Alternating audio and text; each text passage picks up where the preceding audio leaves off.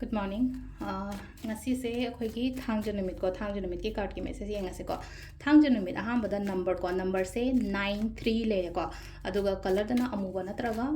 akhoi mekhen machu gumba kai gumba minus se pi be ko hadi purple or black gumba kai gumba ko aduga akhoi thangja numita hapa ya base ko chak thongba do ro ma do ro ko hadi kitang acha thau gumba natraga kai no gumba se maming yu na drop sama khatang kai gumba maina happy ko adu ma le ko ado ahambada cards ahum katang thok jare ko adu gi matung da timing hai jara ke ko shi gi na timing of haba kai leke hapato adu ma se minute se ko select card number 1 card number 2 aduga card number 3 ko ahamba kan da yenga se ko hadi first card kan bangai gi na kari message la ke hapato ko silai se ko first card kan bangai gi oina silai se lotion ba oina oibado hai tare ko hadi problems lotion ba cotton ba adumai taro katang nuai tana wa lotion ba cotton ba adumai taro ga adumai mong da lai ko wa lotion ba je thabai khang do oibe yai mari relationship to oibe yai natra ga hadi yetna ga leiba ko pa lai no katang hadi engon da pen ba di kya di oida ba ta loi ba di oiba loi ram ni na phare na hadi expectations kem ta leitre na ko adoni ko silai se ko aduga ani shuba sina lai na ko financially kum kai gumba katang ase nuai ta ba yai ko hadi pesang sa problems kum ma tha gum sa ba ko pa ma leina ko adum bakra lai ko silai se aduga ahum suba khan ba yang se ko ahum suba khan ba ngai sina silai se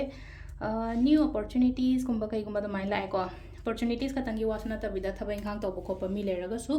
aina tawriba thabak tu da growth kumba kai kumba mai na kumba la ko oina oire ko adu kai no oi ko akoi gi thang jo pani na hadi cleansing process ma yam phajana to biyo cleansing process haira ga dinga sai im aina wai tei ba ko pa de ko rock sol kumba kai kumba ha rock sol ha pera si sol ha kera am ta phangdre ha gra normal sol to dum ha pa to gi to biro ko adu ma le ra ko adu ka nga sai gi return gi ga ha ta ra ko hadi writing gi habit ma leina ko na hadi black machu gi pen ma lo ra ga hadi aina pam da ba pot myam do loini tho ga hadi discard to do ma ka se ga to ga to ra ga loina dustbin da kai ta du mai na tho lang tho ki ba ko adu du ma to ba ko adu ga tai akoina